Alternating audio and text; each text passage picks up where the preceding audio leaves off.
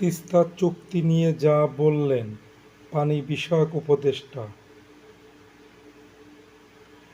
ভারতের সঙ্গে তিস্তা চুক্তি এগিয়ে নিতে আন্তর্জাতিক মহলে দাবি তুলে ধরা হবে বলে জানান পানি সম্পদ উপদেষ্টা সৈয়দা রেজওয়ানা হাসান।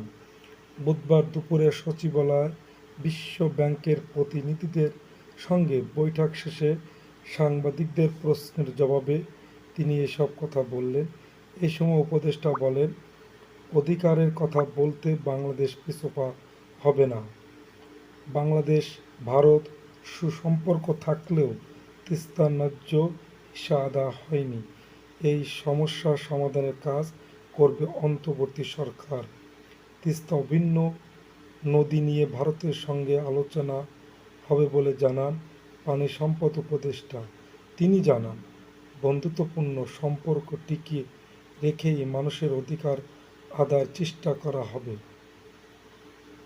সৈয়দা রেজওয়ানা হাসান বলেন, বাংলাদেশে নদী নির্ভর জনগোষ্ঠী যাতে তাদের ন্যায্য হিস্যা পায়, যাতে দাবিগুলো উত্থাপন করতে পারে, সেই ব্যবস্থা আমরা নিশ্চয়ই নেব।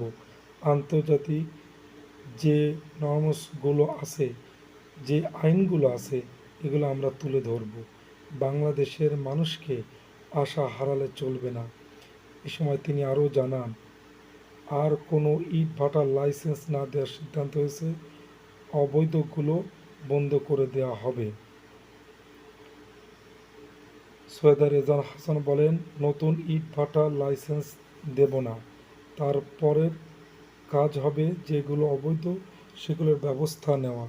তারপর কাজ হচ্ছে সরকারের কী পরিমাণ ইট লাগে, এটার বিকল্প কি হতে পারে ওইটা বের করা।